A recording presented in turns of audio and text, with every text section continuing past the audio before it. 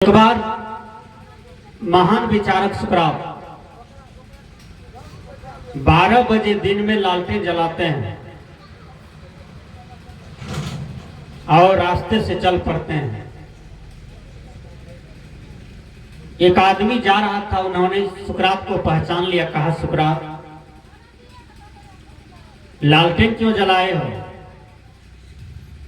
तुम तो अच्छे विचारक हो, क्योंकि तुम्हारा कर्म गिरा हुआ नहीं है, तुम्हारा विचार कभी गिरता नहीं है। मैं तुमको ठीक से जानता हूं कि तुम प्रतिभा संपन्नशील व्यक्ति हो, लेकिन फिर भी ये दिन में लालटेन जलाए हो, कारण? कहा, देखो भाई, मुझे जाने दो। मैं आदमी के शहर में आदमी को ढूंढता हूं। देखिए कितना बड़ा ज्ञान का चोट मारा। मैं आदमी की शहर में आदमी को ढूंढता हूं। वो आदमी कहा, सुकरात, मैं कुछ समझा नहीं। सुकरात कहते हैं, कभी तुम सुने हो कि 12 बरस बसे हैं साधु के टोल, तब सीखिया एक ही बोल? कहा, हाँ, ये तो सुने हैं। का तुमको अभी समझ में नहीं आएगा, तुम अपने काम से निकलो, मैं अपना काम कर रहा हूं। फिर दूसरा आदमी मिला, उन्होंने देखा। कहा, सुकरात, कहां जा रहे हो? कहा, जा रहा हूं हाट के तरफ। कहा, लालटेन क्यों जलाए हैं? आपको दिखाई नहीं पड़ता है क्या? कहा, मैं आदमी की शहर में आदमी को ढूंढता हूं। कहा, कुछ समझ में नहीं आया? कहा, समझ में अभी नहीं आएगा, क्योंकि कभी समझने का तुमने प्रयास नहीं किया है। कभी तुम बढ़िया बढ़िया संत महापुरुषों, वैज्ञानिकों, विद्वानों का अच्छा ग्रंथ को नहीं पढ़ा है, इसलिए तुमको अभी समझ में नहीं आएगा। मैं आदमी की शहर में आदमी को ढूंढता हूं। उसको समझ में नहीं आया बेचारा। कहा, जाओ तुम अपना काम करो, हम अपना काम करते हैं। फिर आगे बढ़ा। एक आदमी मिला जो पंचायत का मुखिया जी था। पंचायत के मुखिया जी मिले तो कहा, सुकरात, ये क्या कर रहे हो? लालटेन क्यों जलाए हो? लालटेन की शोभा तो, जलती हुई लालटेन की शोभा तो रात्रि काल में होता है, और आप दिन में जलाए हो, ये शोभा नहीं दे रहा। और तुम अच्छे विचारक हो। सुकरात ने उन मुखिया जी से कहा कि मैं आदमी के शहर में आदमी को ढूंढता हूं। मुखिया जी कहा, हमको कुछ समझ में नहीं आया। कहा, बैठिए मुखिया जी, ये देख रहे हैं संसार में कितने आदमी हैं, इसके पास केवल आदमी का खोल है, लेकिन आदमी है नहीं। कहा, आदमी कौन है? कहा, जिसके अंदर में आदमीयता हो वह आदमी है। कहा, आदमीयता का मतलब? कहा, दया, क्षमा, सत्य, शील, विचार, विवेक, ये 7 दिव्य गुण जिस मानव के अंदर में है, वह धारण करके प्रैक्टिकल व्यवहार में करता है, तो वह आदमी है।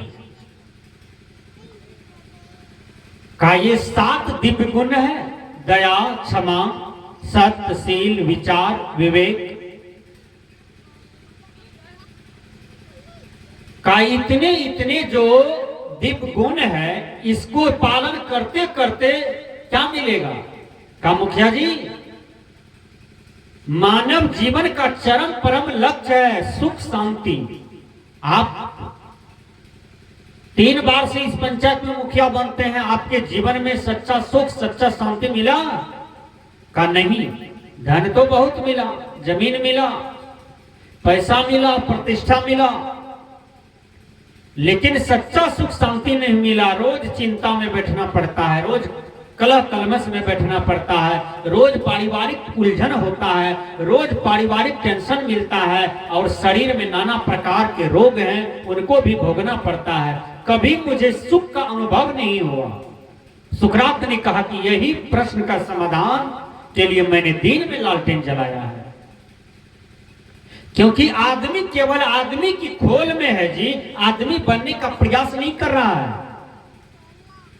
अभी देखिए हमारे पंचायत में एक लड़का जा रहा था दिल्ली तरफ कमाने के लिए, और वो लड़का को लखनऊ स्टेशन तक में उसको हत्या कर दिया, और उसका परसों लाश आया। वो लड़का मात्र 18 साल का था और पंचायत में सबसे शुद्ध लड़का था, उसके आचरण में कोई दोष नहीं था। अब विचार कर सकते हैं, उस लड़का की हत्या कोई बाघ नहीं किया है, कोई निर्या नहीं किया, कोई बाछा बाछी नहीं किया। उस लड़का का हत्या किसने किया? आदमी ने ही किया। विचार कर सकते हैं, जो लड़का दुनिया में आंख खोला था, थोड़ा होश संभाला था, जो पढ़ लिख करके डॉक्टर बनता, इंजीनियर बनता, कलेक्टर बनता, समाज का सेवा करता, माँ बाप को कुछ सुख शांति देता, समाज में कुछ ज्ञान की प्रकाश पूंजी फैलाता, वो लड़का की हत्या हो गई। किसने किया? बजरंग बली नहीं किया, भगवान राम नहीं किए। किसने किया? यही आदमी की समाज से निकल करके किसी आदमी ने उनका हत्या करके और उसको रेलवे पटरी के बगल में छोड़ दिया। कहने का भाव है, संत समझाते हैं कि मनुष्य को मनुष्य बनना चाहिए, वह कोई भी गलत काम नहीं करेगा। जब तक उनको मानवता का बोध नहीं होगा तो फिर वह कैसे आगे बढ़ेगा? तनिक विचार कर सकते हैं। हर आदमी के अंदर में विचार करने की क्षमता होती है, लेकिन मनुष्य जैसे जमीन भरना लगा देते हैं, गहना जेवर भरना लगा देते हैं, धन दौलत भरना लगा देते हैं, उसी तरह से अपना विवेक बुद्धि को भी भरना लगा दिया है। अभी देखिए, एक बीत के चलते पड़ोसी से दुखी है, जमीन के चलते। जमीन किसी का नहीं है, जमीन हंसता है।